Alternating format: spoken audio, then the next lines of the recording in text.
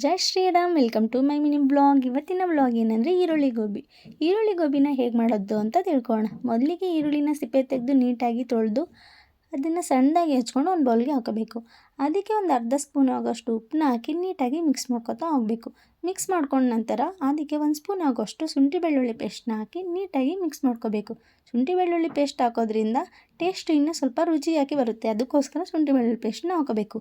ಅದನ್ನು ಮಿಕ್ಸ್ ಮಾಡ್ಕೊಂಡ ನಂತರ ಅದಕ್ಕೆ ಖಾರಕ್ಕೆ ತಕ್ಕಷ್ಟು ಅಚ್ಕಾರದ ಪುಡಿನ ಹಾಕೋಬೇಕು. ಇಲ್ಲಿ ನಾನು ಸ್ವಲ್ಪ ಕ್ವಾಂಟಿಟಿ ಜಾಸ್ತಿ ಮಾಡಿರೋದ್ರಿಂದ ನಾನು 2 ಸ್ಪೂನ್ ಆಗೋಷ್ಟು ಅಚ್ಕಾರದ ಪುಡಿ ಹಾಕ್ತಾಯಿದ್ದೀನಿ. ನೀವು ಯಾವ ರೀತಿ ಮಾಡ್ತೀರೋ ಅದ್ರ ಮೇಲೆ ಹಾಕ್ಕೊಳ್ಳಿ, ಯಾಕಂದರೆ ಖಾರ ನೋಡಿ ಹಾಕ್ಕೊಳ್ಳಿ. ಅದರಿಂದ ಅದನ್ನು ಮಿಕ್ಸ್ ಮಾಡ್ಕೊಳ್ಳಿ. ನೀಟಾಗಿ ಮಿಕ್ಸ್ ಮಾಡ್ಕೊಂಡ ನಂತರ ಅದಕ್ಕೆ ಒಂದು 3 ಸ್ಪೂನ್ ಆಗುವಷ್ಟು ಮೈದಾ ಹಿಟ್ಟನ್ನ ಹಾಕ್ಕೊಳ್ಳಿ. ಮೈದಾ ಹಿಟ್ಟು ನೀಟಾಗಿ ಹಾಕ್ಕೊಂಡು ನೀಟಾಗಿ ಮಿಕ್ಸ್ ಮಾಡ್ಕೊಳ್ಳಿ. ಯಾಕಂದರೆ ಒಂದು ಸ್ವಲ್ಪ ಗಂಟು ಥರ ಈ ಥರ ಆಗಬಾರ್ದು, ಟೇಸ್ಟ್ ಚೆನ್ನಾಗಿ ಬರೋಲ್ಲ. ಅದಕ್ಕೋಸ್ಕರ ನೀಟಾಗಿ ಮಿಕ್ಸ್ ಮಾಡ್ಕೊಳ್ಳಿ. ಅದನ್ನು ಮಿಕ್ಸ್ ಮಾಡ್ಕೊಂಡ್ಮೇಲೆ ಅದಕ್ಕೆ 3 ಸ್ಪೂನ್ ಆಗುವಷ್ಟು ಕಾರ್ನ್ಫ್ಲೋರ್ ಹಿಟ್ಟನ್ನ ಹಾಕ್ಕೊಳ್ಳಿ. ಕಾರ್ನ್ಫ್ಲೋರ್ ಹಿಟ್ಟಿಲ್ಲ ಅಂದರೆ ಮನೇಲಿ ಅಕ್ಕಿ ಹಿಟ್ಟಿರುತ್ತಲ್ವ, ಅದನ್ನು ಕೂಡ ಯೂಸ್ ಮಾಡ್ಕೋಬೋದು.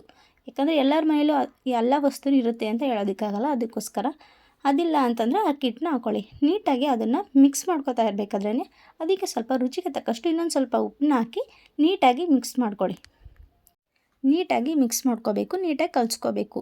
ಯಾಕಂತಂದರೆ ನಾವು ಬಿಟ್ಟಾಗ ಅದು ಒಂದೊಂದು ಥರ ಹೊಡ್ಕೋಬಾರ್ದು, ನೀಟಾಗಿ ಗುಂಡಿಗೆ ಬರಬೇಕು. ಅದರಿಂದ ಇವಾಗ ನೋಡಿ ಹಿಟ್ಟು ರೆಡಿಯಾಗಿದೆ. ಇವಾಗ ಈ ಥರ ಸಣ್ಣದಾಗಿ ಉಂಡೆ ಮಾಡ್ಕೋಬೇಕು. ನಂತರ ಒಂದು ಪ್ಯಾನ್ಗೆ ಒಂದು ಎಣ್ಣೆ ಹಾಕಿ ನೀಟಾಗಿ ಅದನ್ನು ಬೇಯಿಸ್ಕೋಬೇಕು. ಹಾಕಿದ ತಕ್ಷಣ ತಿರ್ವಾಕಬಾರ್ದು, ಸ್ವಲ್ಪ ಬೆಂದ ಮೇಲೆ ತಿರ್ವಾಕಿ ನೀಟಾಗಿ ಬೇಯಿಸ್ಕೋಬೇಕು. ಇವಾಗ ನಾವು ಒಗ್ಗರಣೆಗೆ ರೆಡಿ ಮಾಡ್ಕೊಳ್ಳೋಣ. ಅದಕ್ಕೆ ಈರುಳ್ಳಿ, chicken, green chilli sauce, red chilli sauce, ಕೊತ್ತಂಬರಿ ಸೊಪ್ಪು. ಇವಾಗ ಗೋಬಿ ಎಲ್ಲ ಬೇಯಿಸಾಯಿತು. ನಂತರ ಒಂದು ಪ್ಯಾನ್ಗೆ ಸ್ವಲ್ಪ ಎಣ್ಣೆ ಹಾಕಿ ಕಾಯ್ದುಬಿಟ್ಟು ಅದಕ್ಕೆ ಸ್ವಲ್ಪ ಕಟ್ ಮಾಡಿ ಇಟ್ಕೊಂಡಿರುವಂಥ ಈರುಳ್ಳಿ, ಕ್ಯಾಪ್ಸಿಕಮ್ನ ಹಾಕಿ ಒಂದು ಸ್ವಲ್ಪ ಬೇಯಿಸ್ಕೋಬೇಕು.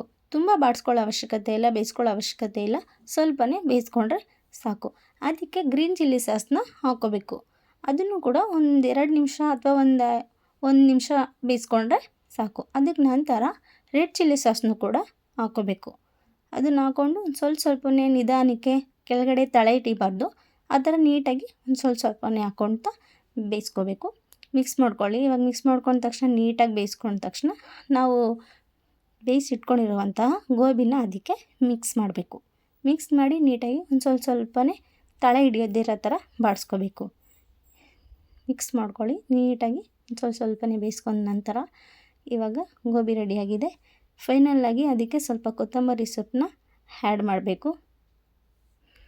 ಯಾವುದೇ ಅಡುಗೆ ಆದರೂ ಕೂಡ ಫೈನಲ್ ಟಚ್ ಅಂತ ಕೊತ್ತಂಬರಿ ಸೊಪ್ಪು ಹಾಕಿಲ್ಲ ಅಂದರೆ ಚೆನ್ನಾಗಿರಲ್ಲ. ಇವಾಗ ಗೋಬಿ ರೆಡಿಯಾಗಿದೆ.